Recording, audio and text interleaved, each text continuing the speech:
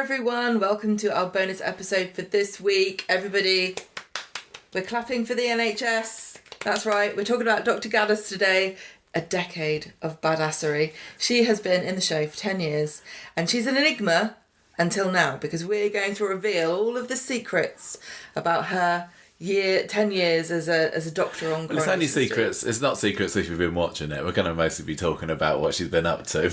No, you've got to dress it up a bit, Michael. You've got to promote it. Well, this thing about Dr. Gaddas is she can be just like, people like her, but she can also be ignored or missed or blink and you miss her. So this episode's going to be kind of collating together all of her best bits. It's not so, it kind of is a character profile, but kind of isn't, because we're not just going to be running down in order everything she's done, because she's just been making sporadic appearances, either telling people, you're sick, you can have pills, you can't have pills, here's how you look after a baby over the years. But she's been involved in some really interesting stuff as well. Everybody loves her, so I'm looking forward to spending an hour or so having an old chat with her about her today.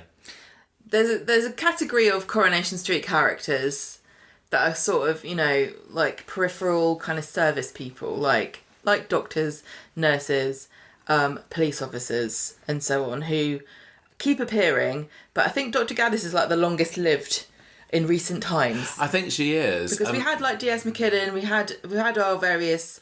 We've got Swain at the moment, haven't we? Swain has been promoted to regular character. Not sure whether they'll ever do that for Dr. Gaddas, but certainly I don't think anyone would complain if they did. Well, I'm sure that's something that we can discuss later, whether that'd be a good idea or not. Dr. Gaddas is an interesting character because a lot of these other characters, like I mentioned, kind of flit in and out, and they're not really around for a long time. But a doctor... it has a special place, don't they, on Coronation Street? Yeah, and she stayed the distance, and you're right, it probably is the longest running, because there are side characters, other ones are like background workers in the factory. Yeah, I wasn't really thinking that. Those are extras, those are played by, supporting artists, and it's a bit of a different category of person. Like, Dirk at the factory has been there for a very long time. He's not uttered a word. Has never spoken once. I suppose judges as well, sometimes you see back and forth, and sometimes, you're right, little police constables will come and go. But we also had the officiant, didn't we? We had Blue Merrick. Yeah, exactly. The officiant. That's true. For a long time, but we never knew who she was. No, and she never said anything about herself. She's not like, oh, this reminds me of when I got married. It feels a bit like we know a bit more about Dr. Gaddas, enough that we can dedicate an episode to her. Yeah. And it is her 10-year anniversary this week. I think it was the 4th of August, 2014, that she first made an appearance. So this is very timely. That she first brightened our days. Yeah. Because we all love Dr. Gaddas, don't we? I think we do. I think if there was like, if we did a poll of popularity among all Coronation Street characters currently, and she happened to be on the list, she'd probably be right up there. Honestly, if you weighted it and you took into account people that hate a character and people that like a character, and then you kind of weighted it out, she'd be the most popular, because I can't see how anyone could dislike her, because she doesn't. It's not like they love her, but there's no reason to dislike her. She's got real presence, doesn't she? Christine Mackie, who plays her, really has this soothing, calming yet authoritative presence that is what you want in a doctor. So, what do we know about her, Michael? Very little about the enigma that is Dr. Gaddas. Her name is Susan Gaddas. We know that she has a wife. We know that she has a son. We know that she has got a dog. And I think some of that... Why do we know that about a dog? There was a scene, I was watching a few Gaddas scenes earlier, and there was one where Tim... Do you remember a few years ago when Tim went to see her for a health check and he dropped his trousers because I think Sir Peter had convinced him that he was going to get his prostate examined, and she said... She said, oh, it's like my dogs. He says, he comes in there and he's a bit nervous about this, and he's like, hello, Susan, how's the wife? How's the dog? How's the son? And he's just trying to avoid dropping his trousers. And yeah, exactly. And she says, "Oh, let's start with the most difficult part or the embarrassing part." I can't remember what she says. And then he turns around and she gets an eyeful of Tiny Tim. And she's like, "No, I just wanted to ask you about your lifestyle choices." So that's what we know about that. The name Susan first came from an episode in 2017. So she went 3 years without a name at all. But it was Moira at the medical centre who first named her Susan. And she didn't name her Susan. She first used. She referred to her as Susan. Yeah, because Liz and I think that possibly was peak Gaddas if you wanted to see her kind of soapy side. And I know not everybody likes that from a Doctor character. Sometimes you just want them to stick to the professional side. Stick to the diagnosis, Doctor. But there were a few good scenes of Gaddas and Liz having a bit of a gossip together, or just a chat together in the waiting room. And then in one of them, Moira swans in and has a bit of a go at Gaddas for being late with her paperwork, and then and she calls her Susan at that point. And when Gaddas goes back into her room, because she was a bit scared of Moira, Liz goes to her, "You called her Susan?" She's like, "Yeah, I'll call her whatever. Just because she's a doctor, she doesn't mean she automatically gets the right respect. She needs to earn it." But that little relationship, that relationship between Gaddas and Liz and Moira was brilliant, and we don't get that at the moment, because I don't think we've got any main characters or proper regular characters working at the medical centre at the moment, do we? I mean, when Aggie was a nurse, she was there a bit. I mean, she flitted, didn't she? She was at the hospital quite a lot. I can't remember whether she worked at the medical centre or whether she just wasn't she a pharmacist there? I don't think so. I'm not sure. I don't you might be right. now. I honestly don't remember. There was definitely something going on with... Corrie's had periods where, like, Deirdre worked behind the counter at the medical centre. Gail obviously did. These are both before Gaddas's time there. But now, because it's only Gaddas there, and you don't really get very many scenes there anymore. Although I did look back, Corriepedia have put a page together of the number of times that the interior of the medical centre has appeared, and it's never really more than 7, 8, 9 times a year.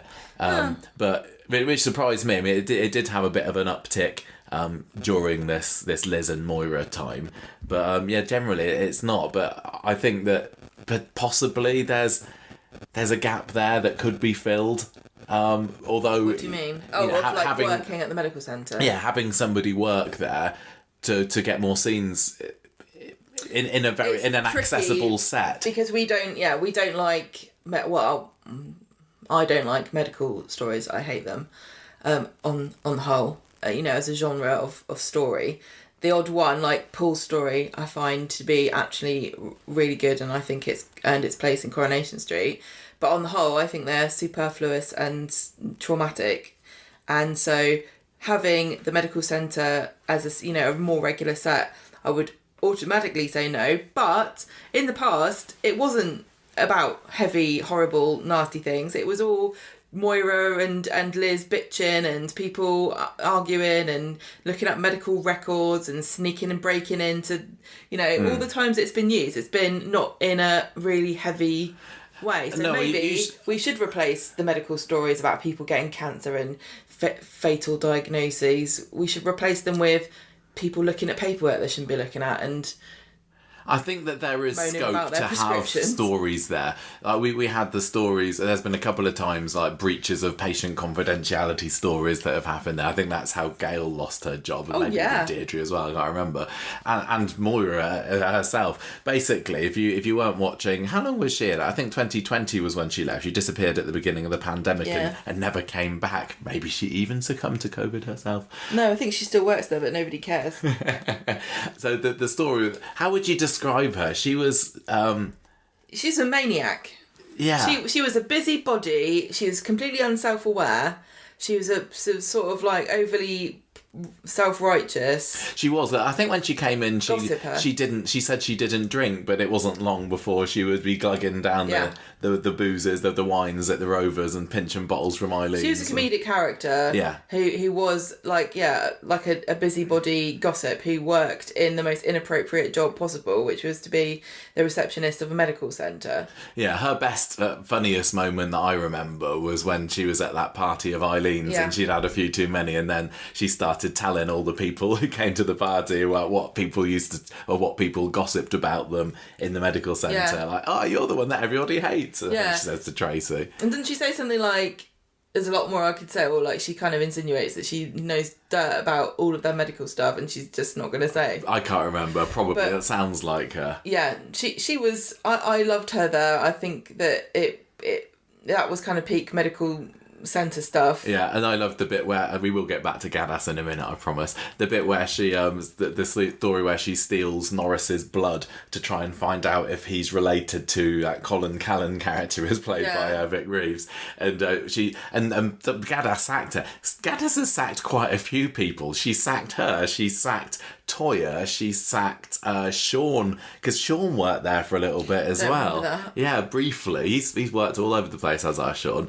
And yeah, Gaddas finds out about this, sacks her, and she's really relieved. Finds out about Moira. Stealing Norris's blood, and then gives her job back the next year. No, she gets her job back the next year because she goes to a tribunal and wins it. And there's a funny little scene in the Rovers. One of Gaddas's. I was having a look through her appearances today, and I think she went into the Rovers about 3 times in the past decade. Aww. But one of them, and it might have even been her first one, I can't remember. She goes and spots Liz in there and is really all aflutter because Moira is coming back to work, and she's like, "Oh, what are we gonna do?" And Liz is like, "We'll get through this together."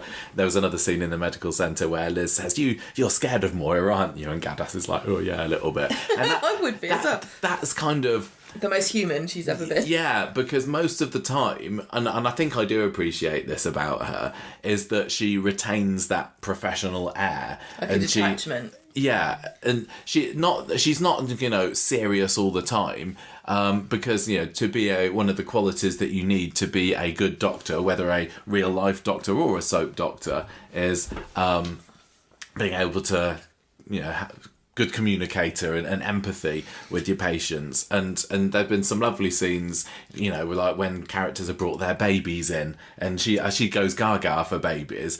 When Daniel took Bertie to get his jabs one time, she was all over him, and then there was a scene. Imagine what she'd be like if you brought in your dog. Well, yeah, maybe. There was another one where it was Sinead was on her deathbed, literally. I think it was about one episode before she died, and Dr. Gaddas comes to visit her, and Sinead is asking for a little bit extra medication because she's saying, I've had enough, just let's end it. And then Gaddas goes and fetches Bertie, and she's like, oh, look what I've got. And it's similar to how we've had recently with Paul, where the innocence of the kidlings have made you carry on another day. And it's surprising I'm alive, really. In Sinead's case, it was only one day. Eyes on a child for about a month. So yeah, I think that she can be very kind of human and warm and caring and compassionate where she needs to be. But you're right, she definitely is very straight talking as well where she needs to, and I think that's probably where she gets that badass reputation from. And so it's kind of handy that it rhymes with her name. I wouldn't say that she was the most badass of characters, but she's had her moments, hasn't she?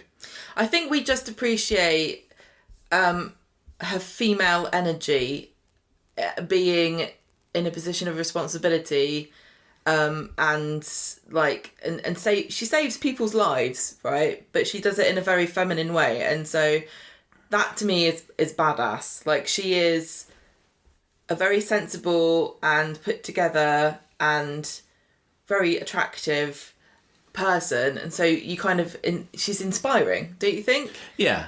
She's I think that she's not badass. She doesn't break into burning buildings and rescue people like Abby does, but she's probably saved more people than Abby. Well, the thing with you think, what are the qualities that a good soap opera doctor should have?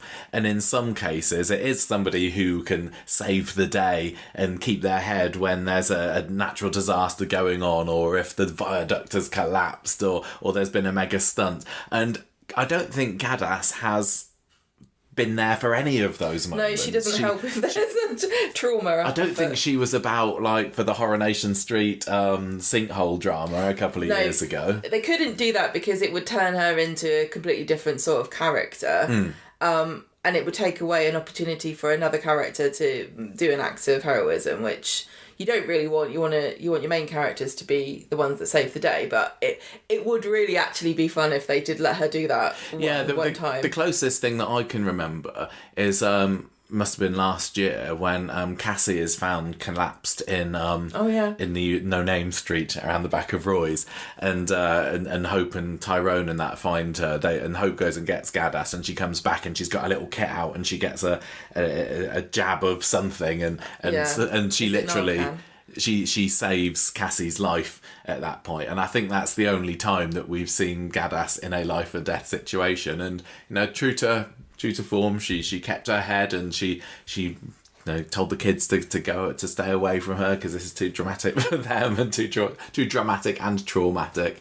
I wouldn't be against seeing her do a little bit more full-on life-saving sometimes. You know that since now Ash has become a paramedic, there's going to be some big traumatic emergency that's going to require her skills. And it would be, in a sense, a shame if Dr. Gaddas, if Asha had that before Dr. Gaddas ever did, even though she's been a medical professional for longer than Asha has. But I can see that happening because I just don't think they want to give too big of a story to Dr. Gaddas when it could be a regular character who does something. Yeah. Not I wouldn't mind. I think it would be great.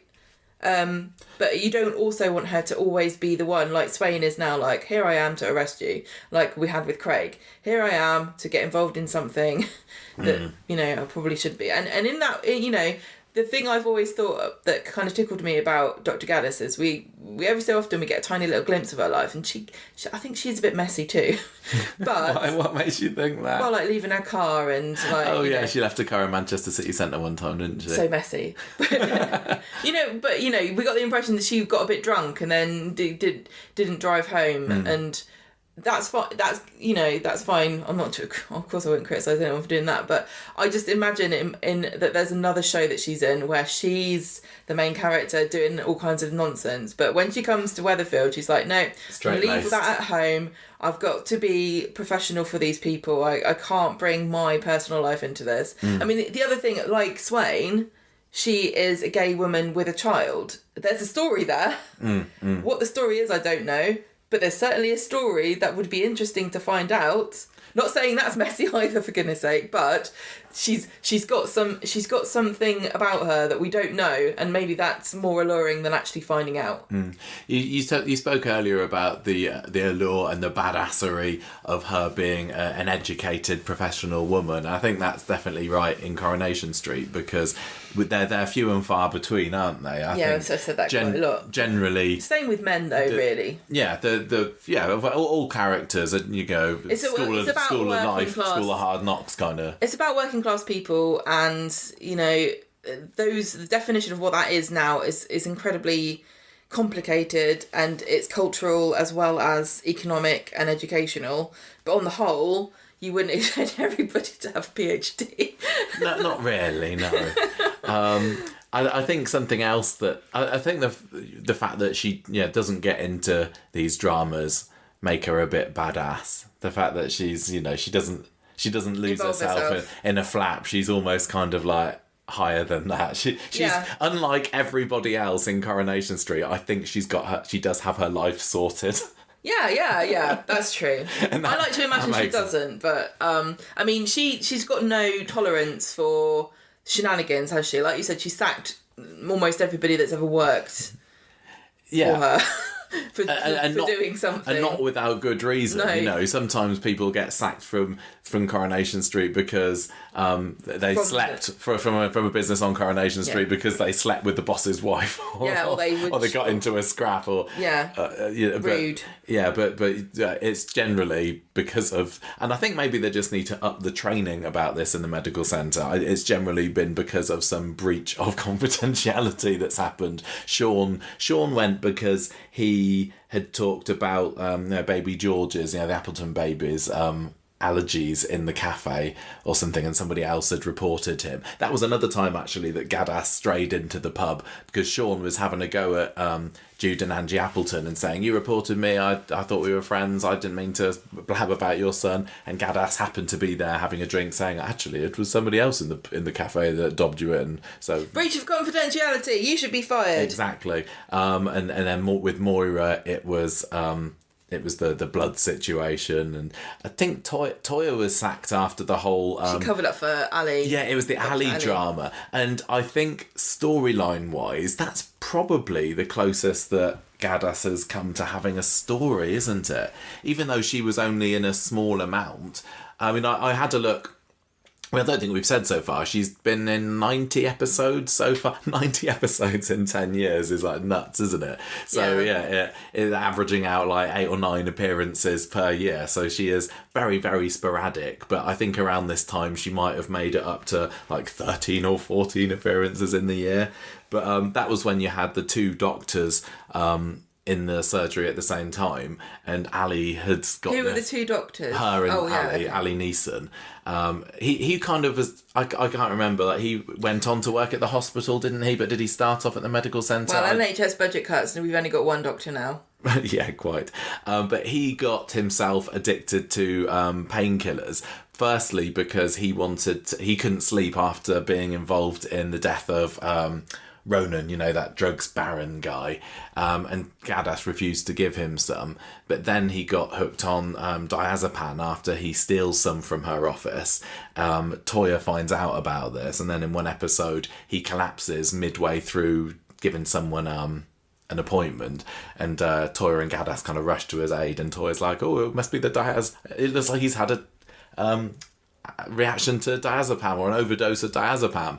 And then later on in the episode, Toya gets a knock on the door, and it's Dr. Gaddas giving her a home call saying, right, I think she kind of starts off fairly pleasant, and is like, oh, it was kind of that was a close call, wasn't it? You didn't know anything about it. And Toya's like, no, I didn't know, it was just a guess. And Gaddas is like, well, it was actually a really close lucky guess, actually, because it was a diazepam overdose. How would you know about that? And Toya's like, well, okay, you told me you weren't on it anymore. And Gaddas just cuts her loose and says, well, you're fired, and then walks out, basically. Yeah. Toya's there saying, oh, I'm sorry, and Gaddas does. And this is probably like one of the soapiest end of scenes she had. Toya saying, I'm sorry, and Gaddas says, you should be. and then walks off out the door. So that's the mic dropping badass Gaddas that we love. Yeah, I mean, this is really the stark difference between a soap character and a supporting character, because Toya was in the middle of a story, whereas Dr. Gaddas is just like, sorry, I've got to actually follow protocol here. I can't fanny around covering up for people. And, you know, it's sad that Toya was fired, because that was probably a really good time for her to be. Because she was counsellor. She was a counsellor, and which I don't think they exist in GP surgeries. I think that was a bit of a stretch. I think you've got to go somewhere else for that kind of thing. But it's a shame that she doesn't have anything that uses her speciality or like her education anymore.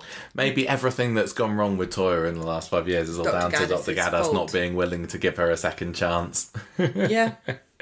I blame her, really. I think another badass thing that we all love about Dr. Gaddas is that hair. You said she had the look earlier. She's got that look. I was thinking about qualities that doctors should have, and what qualities, you know, maybe soap opera doctors should have. And soap opera doctors generally do have more of a leaning to the handsome or beautiful kind of...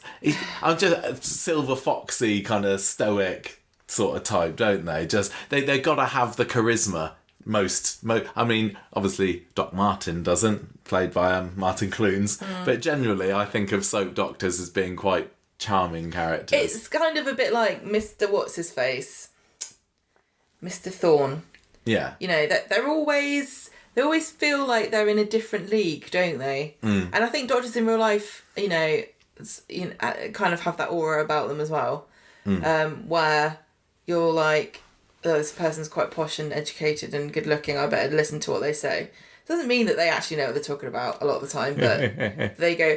Dr. Gaddas, though, her hair Just got to give it needs its own character profile, really, because her hair is just almost every time she's on screen, she's got a different hairstyle, and it's always immaculate. I was watching back for some of the clips earlier on today, and I kind of stopped after a little while because it was already taking long enough. But she started off with brown hair and Coronation Street. She's definitely full on silver now, isn't she? Which really suits her. But yeah, she started off with this fairly short, dark brown sort of look, and then it grew out, and then it kind of shot. I just love it. I want to see like a time lapse of Dr. Gaddas's hair over the years. It's a bit like Gail. That can be your job. Is that how I promo this episode? Is it?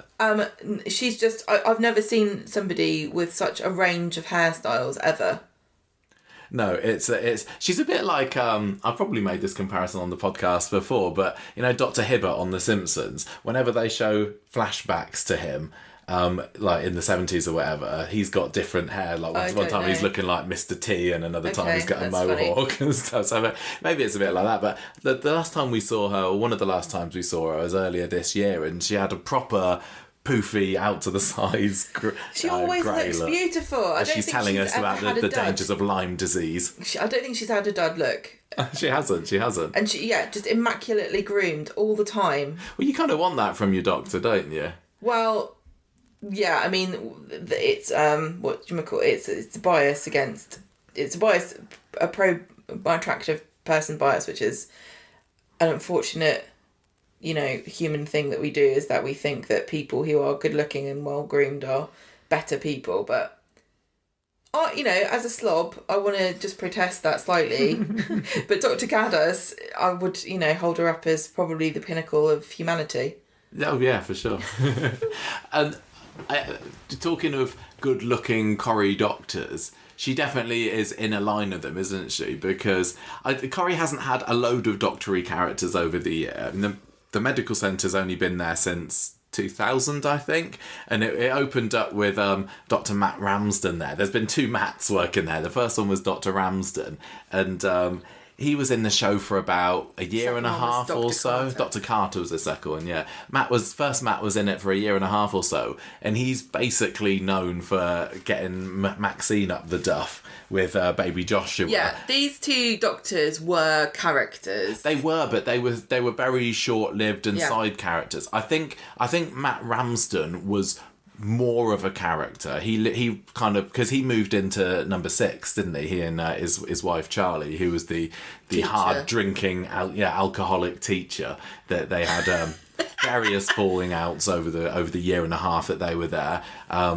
So he's just kind of remembered for bonking Maxine and then buggering off after a year and a half. And then you had Matt Carter, who made it like 3 years in the show. Although Matt Ramsden, he managed to squeeze in about, I can't remember, it was about 140, 150 episodes in a year and a half. 138. 130, oh yeah, 138, I do have it written here. Matt Carter was in there for longer, he was in it for 3 years, but only managed 74 episodes because he was a bit closer to Dr. Gaddas in that people would visit him for medical diagnoses mostly, but he did still get involved in storylines sometime. Like, do you remember the story where he was dating Tina, and she kind of took him out, or he took her out, and he was a bit full of himself being a doctor. Yeah, and saying, oh, what, you just work as a barmaid now, Tina, but what are your aspirations? And he was there with all his doctory mates looking down on her. I have to tell you, we have been in similar situations ourselves. It's not too much of an alien scenario. No. And then he was involved in the full Monty get your kit off story in the Bistro, which was what happened at the same time as the Rovers fire, and I certainly can't see Dr. Gaddas being involved with that. So he dipped his toes into storylines sometimes. I can't see Dr. Gaddas getting involved in a storyline about a full Monty or whatever, but I certainly can imagine her going, oh yes, a few years ago I was on a calendar. Yeah, she could do a calendar girls, for the NHS. We raised, £5 million.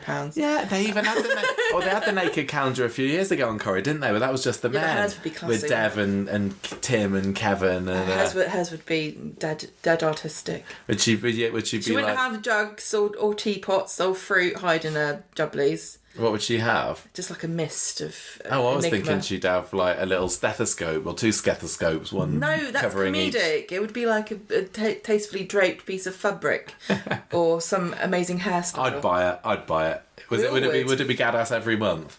Well, of course. But anyway, Matt Carter didn't last long in the show. He was 3 years, and that was because Oliver Meller, who played him, got fed up of just not doing anything. I remember he didn't even get an exit. He just wasn't there anymore. And then he pipes up one day in the press saying, "Oh yeah, I've left. My character wasn't being developed in any way, used for anything. So what was the point?" Whereas, Christine Mackie seems, to be perfectly happy to keep. There are actors who are in Corrie but continue to do other things. But you can't be a regular, I don't think. You know, even Moira's actress. Louisa Paticus. She was in The Archers. Yeah. She did. Corrie was kind of a side gig for her, and so she's just carried on doing The Archers, I think. Yeah. So we're maybe towards the end once we finish chatting about Gaddas, we can talk more about what Christine has done. But you can't earn a living appearing in 7 or 8 episodes of Coronation Street a year. Can. No.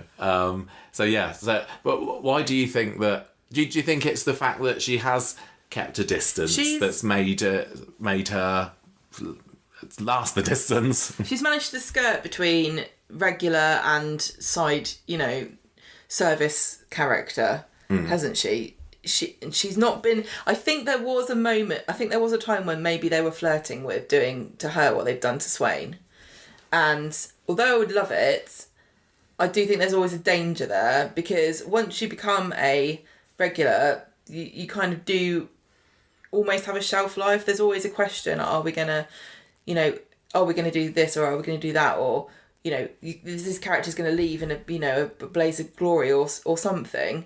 Whereas if you're just, I'm the Doctor, well, okay, we're always going to need a Doctor. And I think she's fairly popular. Online people talk about her and I think that Evelyn calling her... Gaddas. Yeah, I think that was a reflection of her popularity online. Yeah. I think it was David or Shona that referred to her as Dr. Badass a couple of months ago. I think those were all because of her sort of like popularity online. But it's a double-edged sword because the more you know about somebody, the more possibility it is that you won't like them. Yeah. You're right. Her being a bit of a blank slate is to her advantage.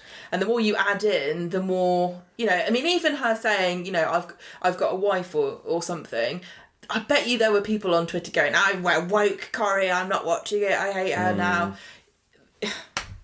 Even just the most innocuous, simple character element is going to start. It's going to be interesting seeing with Swain whether her popularity starts to wane. Now that she's getting developed a bit Swain's more. Swain on the wane, I don't know. But at the moment, we're still mostly seeing her doing police stuff. Although we've said on you wouldn't. I was going to say, we would, unless we had been told, and I had a photo shoot and stuff, Swain is a regular character, we would never know that she actually was at the moment because they're not really doing anything different with her. I think the fact that she's been given a daughter, we might remark on. Well, but yeah. If Gaddass's son turns up as a character, is that automatically going to make her? No, not really. If they're moving in different circles. But it'd be difficult to resist having them have scenes together. Not that Swain and Betsy have had a whole load of scenes together since she's come into it, to be fair. Well, we're not really talking about Swain today, but if some people out there might be a bit disappointed that we haven't had as much of her personal life or as much Swain as it kind of is insinuated we might have by her being a regular character, I could certainly understand that. Yeah, and with Swain, I suppose we do see more police procedures in Coronation Street than we do medical procedures. And it does feel like it's wall-to-wall hospital scenes. If you're not in the hospital, you're in the police station. Basically, it's that. You're more likely to be in a police station or a hospital than the pub at Coronation Street at the moment. Yep. But Gaddas doesn't work at the hospital. And she's had 2 or 3 scenes at the hospital, including the Lyme disease exposition earlier this year. And there was one with Leanne a few years ago. But yeah, if she's made a regular, does that mean that more people would be needing to be seen? Yeah, I don't know. Or is she just having the gossip at the front? I think as a society, I think we're very comfortable with the idea that some people are just anonymous representatives of their profession. And I think people feel that way about teachers and doctors, because those are the 2 people that you're most likely to come into contact with who you don't know personally, but who are quite deeply involved in your own personal life. You know, that's why people get surprised when they're like, oh, I saw my teacher and they were at the shop and they were buying this, or they were in the pub, or they were in the restaurant. I remember when I was a kid, like, oh my God, we saw Mrs. So-and-so doing this. It's the same with doctors. Like, you don't really think of them as being individuals. And when you kind of get reminded, you're like, oh, that's interesting. I think I think if she was made a regular character, it might be difficult to resist the temptation to ruin her character in some way. Yeah. Like, so far, she has worked with strict professionalism and integrity for 10 years. There's not been anything where we've kind of thought, oh, Gaddas, you're trying to skirting on along the border of acceptability there. Not at all. But even before Swain was made a regular, we sometimes got there a little bit with that, like, oh, you've let Amy off here, have you? But maybe I wouldn't want to risk her going down in my estimation. The writers go, ooh, I've got an idea for something that's been done a million times. It's the same as if any character's religious. Ooh, let's test Crisis their of faith. Yeah. Like, that doesn't happen to everybody. I think maybe... But it does on a soap. I certainly wouldn't be adverse to seeing her more often, but I don't think I need to see her becoming a regular. No, If we can keep her... I love her as it is. If she could be in it more... But I don't see how she can be without making it more medical stuff. I want them to reopen the medical centre and make that another place to work. Yeah, that would be possible, but Toya couldn't go back there. I don't know who there is at the moment that could slot in there nicely. What was it we were talking about before the community centre? What would we use the community centre for? That could be a really good opportunity to get Gaddas in it more. She could run a clinic or like a series of talks, or like like meetings for people, like maybe people who have a health problem can come to a support group, and so you'd have Tim there going, or Amy, David with his epilepsy, like any kind of support group for people just with Summer with diabetes and stuff. Yeah. And then she could run that, and you wouldn't even have to see those. You would just see Gaddas there washing up her cup because she's just had the meeting. But they don't even really show the community centre much. But remember our discussion about the community centre? We were talking about extending it and making it bigger, and then you could have her interacting with more characters. I really honestly remember when we were obsessed with them having a pet shop. Yeah. Forget that. The community centre, making that an actual community centre, because it's honestly bizarre that it's in such a small space to begin with, and opening it up for more characters to interact with each other in a place that isn't a pub or where they work. This mystical third space that everyone talks about, where you work and where you live, and there's a third space where you socialise, and those third spaces are becoming eroded. Yeah. Why not have the community centre be in that? Because that's what Coronation Street's always searching for. Always needs a third place for people to interact with each other. Yeah, I think that could possibly, that could put her closer. I know she doesn't work there anymore, but I'm sure she could go back to it with Yasmin. Because I was thinking earlier, like, if Gaddas, or do you remember when she used to be called Gaddash, or like Liz used to call her Dr. Gaddash? Yeah, that was weird. Yeah, but I was thinking, who could Gaddas be friends with? And I think that not only would she make a good friend to Yasmin, I think that could really benefit the character of Yasmin as well, who just seems to be kind of stuck in the bowels of Speed Dial. You know, she's like an underground lurker at the moment, isn't she? It just makes you onion bhajis. Yeah, with stew, which doesn't always make for the most interesting of viewing. And I think that Yasmin, who, 4 years ago was at her peak, as in terms of popularity, I think that they might make quite a dynamic duo, because she's also a very educated, she's an educated, older caring woman who was in a service industry. I think they'd have a lot in common. I keep calling it the service industry because I can't think of another way, but it's clearly not the right phrase for it, is it? But, public service, I mean. Yeah. Because she was a librarian. Right. And she has that same aura of, a caring yet professional woman who's educated to provide a service for her community. And but on the flip side, we've seen Yasmin go from a vivacious, wonderful, really interesting character to, frankly, quite a bit of a shadow of her former self. I would never want that to happen to Dr. Gaddas. No, and that is the risk, isn't it? Likely that is to the happen risk. if she became a regular character. Maybe she's better off there. It's a bit like Orla Crawshaw, who's been on the show 3, 4, 5 years maybe, of and service community. And you said character. earlier about teachers keeping that air of mystique about them, and there's got to be some industries that you just... And has Orla done anything particularly wrong, or is she just there as the straight man? She refused to allow the child, Joseph, to use sign language.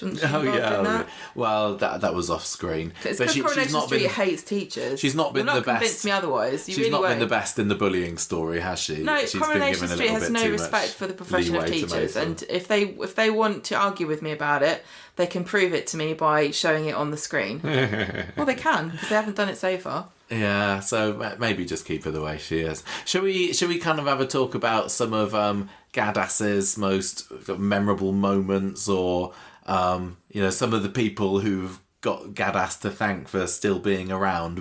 We said earlier, we've mentioned a few already. We talked about the fact that Cassie's still walking and living and breathing at the moment, thanks to some quick thinking by Gaddas.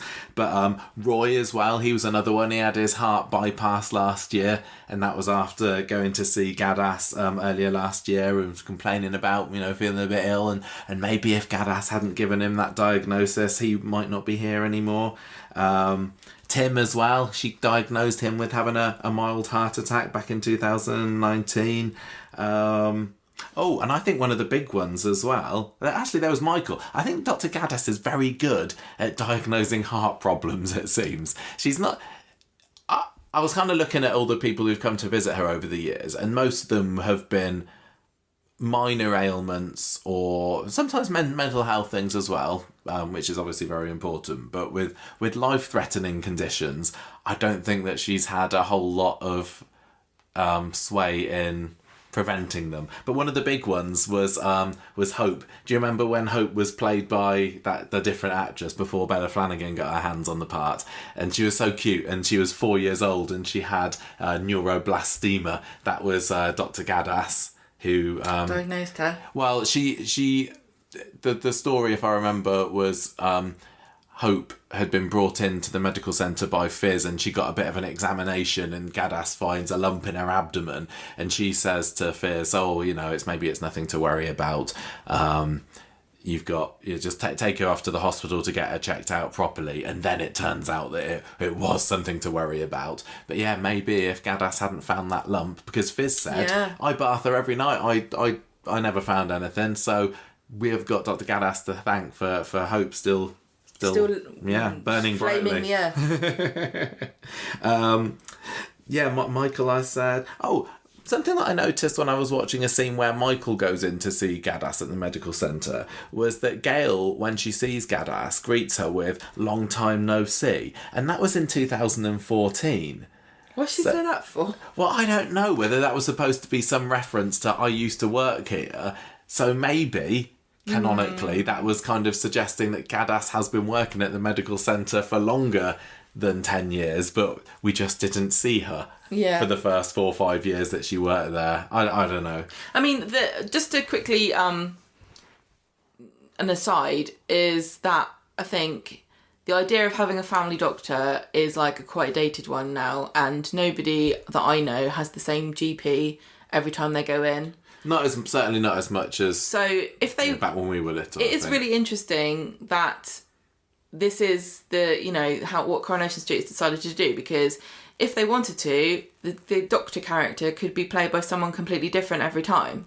Well, they have had patches like that. So in between Ramsden and Carter, there were like 3, 4, 5 other doctors that appeared on the show just for 2, 3, 4 episodes, 1 episode sometimes. But I think because Christine Mackie's got this really lovely aura, this kind of really soothing, like, authority figure kind of aura, I think that's why they've kept her in for so long. Because, I do think, I haven't seen the same doctor twice for about 10 years. Yeah, no. Any Dr. Gaddas moments that particularly stand out to you? What, like diagnosis? Diagnosis, or just particularly memorable scenes? One that you didn't see because you weren't watching this story. I know I've talked about this. It was the one where Sinead's in bed, and she's just lovely about it. And was sort of giving her Bertie to look after and keep her chin up. But there was also another scene, and I don't know whether you saw this one or not, where Gaddas goes to visit Sinead at home in 2017, and that was to do with that was after Sinead had a termination, but she told Daniel it was a miscarriage, and Daniel gets Gaddas to come round, and I think this was her first house call that we've seen her on, and that's definitely something from the past. Doctors doing house calls. What? I don't think you would really be pushed to be able to get somebody. Nurses will come. Yeah. But a doctor coming to your house. Especially for, I'm not downplaying Sinead's condition here, but I think the fact that Daniel was able to get her to come round to say, I think my wife's had a termination, had a miscarriage, and she's feeling a bit under the weather, can you come and check her out? That would... They'd be like, no. No. But that was noticeable, and it was the first time that I think we'd seen Phone her 111. giving a diagnosis at home. Yeah, there's just been lots of... she's spoken to a lot of... she's been there for quite a lot of major medical stories, like Michelle's getting pregnant when she was 40. Mary thought she had breast cancer, you've got Bethany with the contraception thing that Sarah's trying to get her sorted out for, and she's already got it. Yeah. There's some of them aren't particularly memorable scenes, but they... When Rita's having trouble with her memory and Norris makes her go to the medical centre, and she just kind of lies about what's going on. Yeah. She's been, she's been quite a lot of... I remember there was one where Gaddas was talking to Gemma because she had postnatal depression, and Steve ends up bursting into the appointment because this is when Ollie's had the first of his fits, when he's at the early stage of his mitochondrial disease, and Gaddas says... I think she kind of lets Steve say his piece and then says, he's probably just got febrile convulsions, he'll be fine, sends him off to the hospital, and then that obviously gets a lot worse. So that was probably one of the few times that Gaddas underplayed something that was actually quite serious. Yeah, it's interesting. I wonder whether they'd ever have her misdiagnose anything, which can happen by accident. She's definitely not immediately, every time someone's coming in, gone, oh God, it's probably cancer, you're going to die. Which some of them are, did happen to. We had with Paul last year, when he first was knocked off Peter's bike. Yeah. Do you remember he had his funny hand? Yeah. And then she says, it's probably just nerve damage, go and see... Well, she said it's not, it can improve, so you've got to go to see a neurologist to find out what is causing this. Yeah, eventually. That was after a month, but her first reaction to him was just, it's probably just nerve damage. Well, yeah, it's probably just... Yeah, of course it probably was, though. It just wasn't in that case. Yeah. So you can... They've occasionally... I don't think they have, and I don't think they should go down the route of her completely misdiagnosing something, because then that suddenly turns it into a soap character that's not perfect. But the story there was, this is probably how it manifests originally. for many people would be watching that going, that's how my MND, or that's, my husband, wife, whatever, that's how their MND began. With the doctor saying, that's unusual that this hasn't progressed, then we're going to have to refer you. No doctor's going to sit there and go, oh my God, I Googled it and I think you're going to die. No. No, I suppose that's similar with the hope thing as well, wasn't it? Where she was saying, "Oh, it's probably okay," and I think that's probably will make a good doctor, somebody who doesn't want to put the frighteners on somebody who comes in straight away. But it's also not about her as a character, though. Yeah, So, it's about how the character's story would unfold in real life. And it would always be, the doctor's not going to leap to immediately saying to you, this is the worst possible case scenario. But we'll just see whether it's... Did you know you're on a soap opera? Oh it probably is the worst case scenario. Yeah.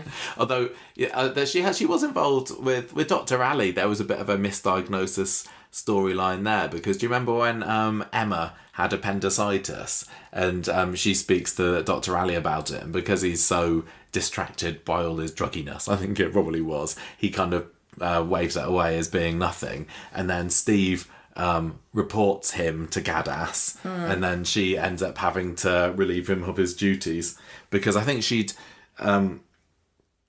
this was sort of mixed up with the collapse that we were talking about earlier. I think what happens is she reports him to the medical council, or Steve does, and then Gaddas is going to go there to say her piece against him, and Michelle catches her on the way and pleads with her to be not too harsh on Ali. So Gaddas changes her mind and is nicer about him. He keeps his job, and then it's after that he then collapses with his diazepam addiction, and she's like, well, I saved you once, but this is beyond the pale, Dr. Ali. You're fired, mate. Yeah. What else has there been? She's been in like the Liam story. We saw her earlier this year when she was helping him get a referral. Yeah. But again, this was more demonstrating there is help, but there's a long list, and I still don't think are they still using private? Yeah, I think so. But because at the end of that one, that's when Gaddas says to Maria, look, we'll refer you, but you're not going to see somebody straight away, so make sure you keep an eye on him. And then that's what turns into Maria getting a little bit obsessed with keeping an eye on him, to the detriment of family harmony. There's been a few stories that I suppose this is getting close to Gaddas being involved in soapy dramas, but there were a few stories, particularly in the first half, where characters would try and pull the wool over her eyes a little bit and say that there's something wrong with them that there's not, often because they're trying to get some kind of pills that aren't over the counter. Like there was one time where Andy Carver, I think it was after he'd hit Phelan over the head with the brick, and then Phelan was recovering in hospital, and Andy decides that he wants to finish him off, so he tries to get some pills from Gaddas so that he could lace Phelan's orange juice with him. Do you remember? I don't remember that. Yeah, then and Phelan's in hospital, and then Andy bottles it in the end, and he spills it over him, so he doesn't go through with it. There were a few where. Like, there's one where Eva goes there and she's pretending to be pregnant. There's one... Phelan kind of does it back to Andy eventually, because once he's got Andy locked up in his basement, he goes to Gaddas pretending that he's got a bad tooth or an abscess or something to try and get some painkillers, because he wants to give it to Andy, who's got some kind of infection in his basement. So you got to watch out if you're a doctor, because people... You might be embroiled in a drama without meaning to. Yeah, she has been unwittingly embroiled in a drama. And, of course, when Jade was in the Dobbs Stapes storyline and she was trying to make out that Fizz and Tyrone were hitting Hope, do you remember? And she was painting bruises on her, and then she took her to Gaddas saying, look, her mum's abusing her. So again, unwittingly, Gaddas was getting very much embroiled and all that there. But yeah, I mean, we're not going to go through every single thing that she's done, because if you read it out, she was just telling somebody something, which is kind of a bit of a dull. If we ran through it all, you guys would be bored. She referred Summer on a video call in 2021. Oh yeah, we did get a few video calls of her, haven't we? Yeah, during the pandemic, and she referred to mental health services because someone was really tired, but it turned out she was diabetic. I think one of the good things in Christine's portrayal of Dr. Gaddas is that even though often these medical storylines are vehicles for informing the public and raising awareness of certain conditions, she doesn't often, but sometimes she does, but she doesn't often come across as being the teacher, like banging on about this condition, and it feels like, oh, I've stopped being entertained now, you're informing me. And the one time that I think that they did drop the ball on that was earlier this year when Joseph had his Lyme disease. Do you remember? Because they go to hospital, and Gaddas and one of the doctors from the hospital comes out and starts talking to Gemma and Chesney about Lyme disease, and it's like they've got a little double act going back and forth between them, saying, well, yes, it can look like this, and watch out for signs of this, and if you go camping, blah, blah, blah. And that really felt like it was a bit of a PSA. It was like Gemma and Chesney, like, we're not going camping, you don't need to tell us about this. I think they had been camping, and that's where Joseph had picked it up, but that really felt like it was a lesson for us. She doesn't. You're right to say that it doesn't happen often with that character, because although she does it, it's always completely appropriate, because that's what a doctor will say to you. Like if you say, I've got a funny arm, the doctor will be like, oh well, yeah, this here is this bone, and that's the muscle that's attached to it. And so, do you know the doctor? The head bone's connected to do that neck bone. Yeah, no, doctors can be a bit like that, and I don't think Corrie was really the place for that. If I want that, I'll watch a proper medical drama. No, well, yeah, but the thing is that Coronation Street set itself up as having a social responsibility to educate people about some of the issues that it brings up, which I think is half a very noble public service and half just trying to desperately justify half the sensational stuff they do, which fair enough, but let's not pretend it's always completely what the viewers want. Yeah. So I think that's kind of it for Dr. Gaddas, isn't it? We've spoken about all the doctors of the past, but we need to give a shout out to Dr. Graham. Oh yeah, the OG doctor of Coronation Street. So we've been watching some old.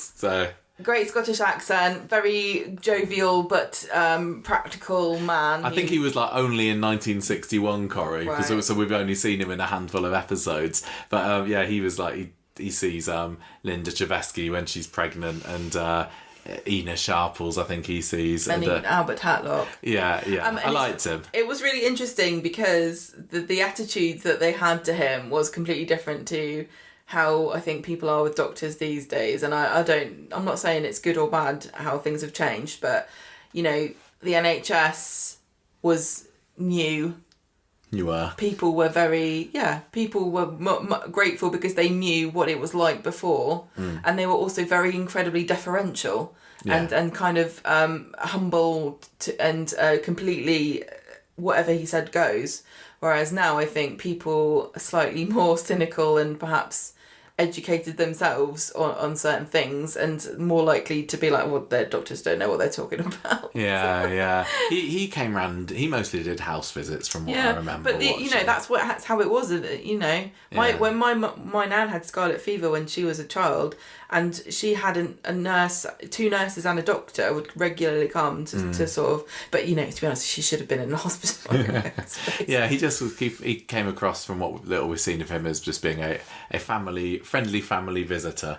But he was one of the actors who didn't come back after the strikes at the end of 1961, and I think he got referenced for a little while afterwards, but then he kind of petered out. And yeah, there have been doctors throughout Coronation Street's time, but none have been quite so long-lasting as Dr. Gaddas. But I think there are other soaps. Doesn't EastEnders have doctors, or did they have doctors as longer lasting main characters? So it's not that it doesn't work. I just like Dr. Gaddas as she is. To be honest, I've singled out teachers and doctors as people who are a sort of category in society unto themselves, and we talk about including police as as a regular character. Suddenly get more police stories. You have, if you were to put a doctor in, maybe you get more medical stories. There is a reason why there are soap operas surrounding these professions, because they are all encompassing and it's a different sort of career to almost anything else. You've got like Waterloo Road, you've got The Bill, you've got Casualty, you've got Holby City, you had Doctors, you've got all these shows that are a whole drama set just about this profession.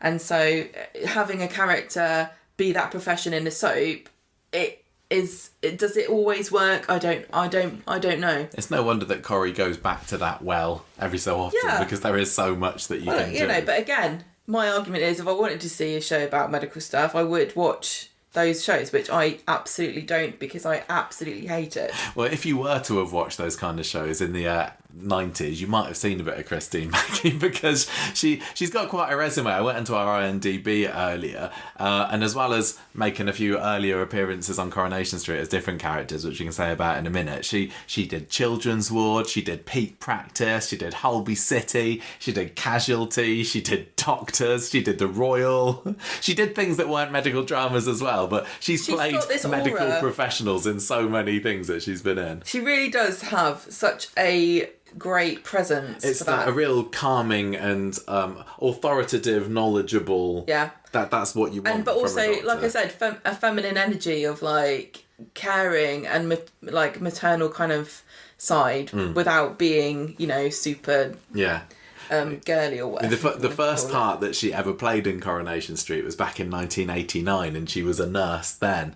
And part of my headcanon likes to think, maybe she worked maybe that was Nurse Gaddas, and over the course of the next 25 years she became a doctor. I don't know, but yeah, this was in the episodes where Rita and Bet were in Blackpool. Rita was on the run from Alan Bradley, and she lost her mind a little bit, and she kind of reverted back to when she was in her Weatherfield Nightingale days. So Bet decides to take her to the local hospital to try and get her seen, but she takes Rita there under the pretense that there's something wrong with her, and the nurse calls Bet over, and she's like, I'm not actually here for me, I'm here for my friend. And this nurse is Christine Mackie's character. She was not called anything other than nurse. And I showed you this clip earlier, didn't I? She's just like, oh, for goodness sake. It was so funny seeing her so young back then. And yeah, she is. She's like, you're not allowed to do this. Don't waste my time. If your friend needs to see somebody, then book your friend in. Yeah. Also, fact fans, that was Simon Gregson's very first episode of Coronation Street as well. So Christine Mackie and Simon Gregson both joined Corrie on the same day. Yeah. One of them's just been in and out of it a bit more than the other. She was also a tutor who was the moral instructor for Martin. Obviously didn't work out well for Have to them. get your dig in. That was in 1992. Yeah, that was when Martin was training to be a nurse, and so Martin's nursing, everything he knows he got from Dr. Gaddas, who played a character called Chris Jones. So Christine Mackie played a character called Chris Jones. Oh yeah, sorry. And in 2010, she was Bella, the salsa dancing instructor who teaches Haley and Anna how to dance. But again, interesting that she's always been portrayed as somebody, who's knowledgeable about something that people come to for help. Well, we watched the scene of this, didn't we, with her playing this Bella character, and she was kind of smoothing around the dance floor, and she still had that authoritative tone, but she was a lot more stereotypical dance teacher, drama teacher, like, okay, everybody, that's lovely. And we don't see a huge amount of range from Christine Mackie in the role of Dr. Gaddas, because there's only so much that she's called to do. She's not the head to, yeah. Yeah, but this showed that she could do it a little bit more and be a bit more really vivacious as well. Maybe we could build that into the character of Dr. Gaddas, and maybe that's where she met her wife. And doesn't she have a cheeky little cravat round her neck in that scene dashing as well? But she, as I said before, she has got quite a repertoire behind her. One of the first things that she starred in on TV was French and Saunders. Again, this is from her IMDb. They've got her down as playing something in a program called I Dish, a short film, that's it, in 1983.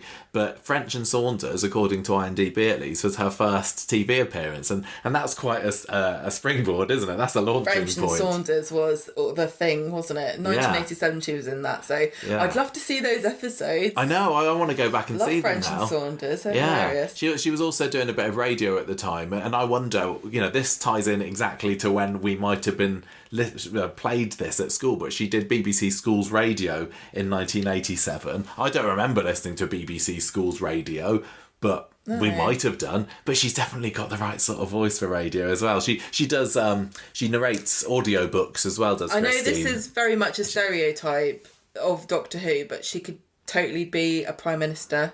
Yeah, she could. She generally has been given roles that are the professional sort of roles. Or, she's been in Downton, hasn't she? And I can't remember. She was like somebody's grandma in that, was she? She was the mother, and she had that annoying husband. I don't remember, but I remember watching it going, it's Dr. Gaddas. That was a very different... She was more of a mousy kind of, lady there. There was a programme that she was in, which was a kids' TV programme called My Phone Genie. And this was in the early 2000s, I think.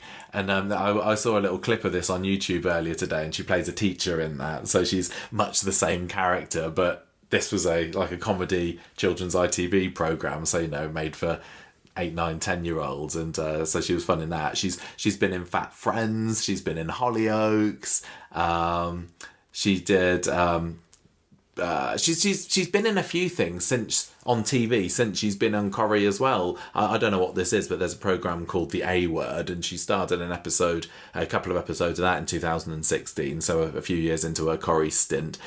She's been in a film called The Siege. She was in an episode of The Chelsea Detective just last year. That's the one with Adrian Scarborough. Oh, is it?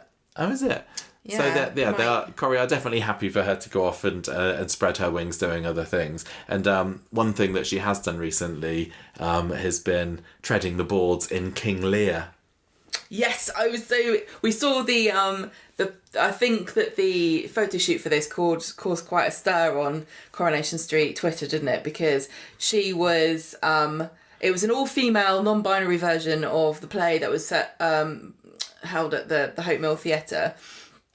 And there was this great photo shoot of Christine Mackie dressed up as this kind of really kind of butch masculine. It's kind of power suit wearing. Really feminine. It was and she had big. Didn't she have a big fur at one point on her shoulder? I can't remember. But she just looked so fabulous. I was like, wow, this is like an alternate version of reality of Coronation Street, where the whole world's fallen into disarray because of the pandemic, and Dr. Gaddas is the head of some kind of troop of marauding doctors. I'd like to have seen this, and I was reading because Christine Mackie's got a website. It was christinemackie.com, believe it or not, and so it's got her show reels there, but it's got photos from her and various things. It's got reviews. So the Manchester Evening News were one of the many publications that lauded her performance in this. They said Mackie is a charismatic stage presence, diminutive with a shock of black grey hair and dressed in a tartan suit. Her King Lear is a wiry, jittery, spidery presence, all nervous energy, forever distracted, at once raging and bombastic, and then full of self-pity and vying for sympathy. It's a tremendous performance and an uncommonly sympathetic reading of Lear. And it goes on for about 3 or 4 paragraphs of just saying how absolutely brilliant Mackie was in the role. I think we missed out by not seeing that. I know. It's hard because we can't go 5 hours to watch a play. No. She's written plays as well. She earlier this year she starred in her short play called Race for Life, which was at the Vignettes thing at Hope Mill Theatre, which we did go and see Sally Ann Matthews in a couple of years ago. Honestly, it's if you ever get to go, some of these, especially in Manchester, the ones in Manchester will have people who you'll either have been in Corrie or write for Corrie or directed Corrie or will go on to be in Coronation Street, because that's where we first saw Shanique Sloane Brown, because she directed Halal Hens. Yeah. And that was the same time that Sally Ann Matthews was in it. So, support it because and have a great time. But also, if you want to get your talent scout glasses That's on. the place to go, absolutely. But she's got a play called Kin. I don't know whether it's pronounced Kin or whether it's K-I-N because it's all written capitalised. But this is a play that she did a couple of years ago. She wrote it. And she only started writing plays in the last few years as well, which is crazy. She says, I don't know why I'm starting writing plays in my 60s, but she's loving it. And this is going to be at home in Manchester. Yeah, it was on a few years ago, and she's I think it is touring now. It's going to be on at home in Manchester, late October to early November. Halloween weekend, Gemma. So if you want to go and see that, we have to ditch Halloween, I'm afraid. Oh, no, but I love Halloween. I know. But yeah, so she's going to be doing that there. She's not in it, but she's partnered up her production company, which is called Best Girl Productions or something, which is named after another play that she's written. Her first film that she... her first play was called Best Girl. Yeah. Her company has partnered up with Hannah Ellis Ryan, who was the one who played Fake Katie in Coronation Street. It's a small world. It is, and it's directed by Sue Jenkins, who played Gloria Todd in Coronation Street in the 80s, who's the mum of Richard Fleischman, who played Craig Harris in classic Coronation Street. So it is a bit of a small world.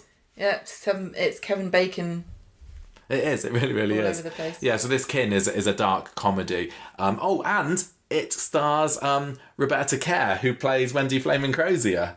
Wow. So that's you know, if you go to see this, and I know we've got some listeners that are up in Manchester, you might see Christine Mackie there watching in the audience or in the wings, but you'll definitely see Roberta Kerr, Wendy Papadopoulos on stage, and Sue Jenkins might be there as well, but she's done that. She did Best Girl, as you said, that was her first play, that was nominated for a variety of awards. Sell-out shows at the Edinburgh Festival. Yeah, 4-star reviews across the board. I'd love to see something that she's written. Well, she's hoping that this Kin can tour more, and it is doing a few. Like it's going to Hull, I think, Lancaster. I don't know whether it's staying in the north, but I think if it came down here, we'd certainly be interested to go and see it. She also she's done so much. She's turned around to podcasting as well. She did, I think it was like a 5-episode series of podcasts called Kin Connections, which was Christine talking to interesting or fascinating women. The website describes it as kind of like inspiring women, older women, I think it mostly be. Otherwise you'd have been right on the list. And that, if you want to listen to that, I've not listened to that, but that's very fascinating. That's available on Spotify, or you can go on her website and stream it from there. So yeah, she has done all sorts. So even though we don't see her in Coronation Street all the time, she is very, very busy. She's narrated another audiobook this year called The Art of Murder. I could listen to her voice all day. I think there's a bit of a tendency for people to think that if you're not on telly as an actor, you're not doing anything. Yeah, and sometimes that's the case. Sometimes, maybe. Doesn't seem to be in the case of Christine Mackie. People are... I think there's a difference also, this maybe I shouldn't be saying this, but there's definitely a difference between people that are creative and become an actor and people that want to be famous and become an actor. And I think that the people who want to be famous and become an actor, when they're not on TV, they just kind of wait to be on TV again or get paid to do some play or something. But if you're creative, you create. That's what you do. Whether you get paid for it or not, or whether it makes you loads of money or not, you can't help it because that's what you do. Right. And she strikes me as a creative person who's constantly looking for an outlet to sort of share that with people. Yeah, I didn't really realise just how much that was the case before I started doing my research for this today. But she's so great. And also, just to leave this great story to the end, which you probably have already heard if you listen to the podcast, but we saw her once. We have seen her once in real life. Yeah, she was at home, actually. Yeah, it was when we were at home in Manchester. We were having dinner with... Who were we having dinner with? We were having lunch with Georgia Taylor, weren't we? Yeah. And she came in. And she came into the room and I was like, it's Dr. Gaddas. It was, and I'll tell you, she's got a presence in real life. She was just wonderful. I would like to bask in her glow. I would like to. I'd love to. A real. Yeah, we didn't talk to her because we were like, oh, she's having lunch. You don't talk to people when they're having lunch, but great. Love her. I hope that she's in it for a lot longer. And who knows what the best thing to do with a character is. We've had, you can debate about it one way or the other. Yeah, I've never seen and I haven't looked too hard, but I've never seen an interview with her about Coronation Street, and it kind of strikes me that maybe most major publications wouldn't be that interested in speaking to her because she's never the linchpin of the stories. She kind of starts stories off by saying, you might want to get that checked out. But I'd love to know what her opinion on everything that we've talked about is. You know, would she be interested in being in it as a regular? I know. Would you like to explore more of her personal life? Or are you just happy with the way things are? Also, I would love to know, like, was it a deliberate move from you to become, you know, do these, play medical professionals and all these different things, or is there just something that the casting directors see in you as that? And what do you think about that? I'd love to know what she thinks about this status that she's got as a bit of a curry icon on social media. And I know not everybody shares it, but there's definitely a cult of Dr. Gaddas out there on social media. You don't have to go too far into the curry fandom to find that. I know. So if you're listening, Christine, and you'd like to have a chat, just get in touch. conversationstreet@gmail.com. We would really. And also, you really know how to do podcasts. You do know how to do podcasts, and you have a lovely voice, so I think you just fit perfectly on it. Yeah. There we go. That's it. That is it for Dr. Gaddas. So, what do you think of Dr. Gaddas, everybody? Definitely a badass, but she's got her soft, caring, and sympathetic side as well. Yeah. I don't need to see her be any more badass. She's straddling it just right at the moment. We did sort of wonder what other things could she do? Like, is there anything that she could? Well, I don't think she's like delivered a baby yet. Yeah, I'd like to see her deliver a baby. I mean, she's missed the boat on Lauren, hasn't she? Yeah. There's nobody else that looks in danger of getting up the duff. That sounds like you know, a soap doctor. Of course, you're going to deliver a baby, but she's gone 10 years. But, you know, I guess she just doesn't like getting her hands dirty. Yeah, we have spoken also about the fact that pregnancies have been a bit few and far between on Coronation Street. Not that we would ever complain about that, but there's not been, you know, the birth rate in Weatherfield's dropped. Yeah. She hasn't dealt with her own medical issues, has she? She's not had a big moral dilemma about... No, she's very healthy. She knows all the right things to do. She has an apple a day to keep herself away. Looks like she keeps herself fit as well. And she's not been in a big disaster, so maybe that is in her future, but until then... Well, yeah, the medical centre has been pretty immune compared to all the other buildings and businesses in Coronation Street to drama, hasn't it? You know, the cabin's had a tram crash through it, so's the corner shop. Rovers has been on fire a couple of times. What else have we had? Actually, that end of the street's been doing quite right, because I don't think the salon's had anything huge happen. I think that end of the street's fine. The medical centre seems absolutely ripe for some trauma, some kind of potential trauma. Yeah, big disaster. Yeah, well, maybe if they were going to have that story that they'd been planning for 2020, where there was going to be the bird flu pandemic, that they decided would be too outrageous, and then COVID happened. Maybe that could have been medical centre based. Oh well, they'll have to keep that one in the bag for another time, or not. So there we go. Thank you everybody for listening to our character profile of Dr. Gaddas, and we hope that you'll join us at the weekend for our regular chat about things that happen on Coronation Street. And if you also like Dr. Gaddas, which of course you do, and there's anything that we've missed out or any particular Dr. Gaddas scenes that we haven't highlighted yet, get in touch with us and let us know. Send us a YouTube link even so that we can watch them if they're available. But I think, you know, for a character that has not even been in 100 episodes yet, doesn't have really that much of a personality, we've done a pretty good job getting an hour and a quarter out of her, haven't we? She's got more of a personality than some people. This is true. But name no names, of course. No. Thank you everybody for listening, and we will see you at the weekend with our next episode. Until then, goodbye from me. Bye. Bye.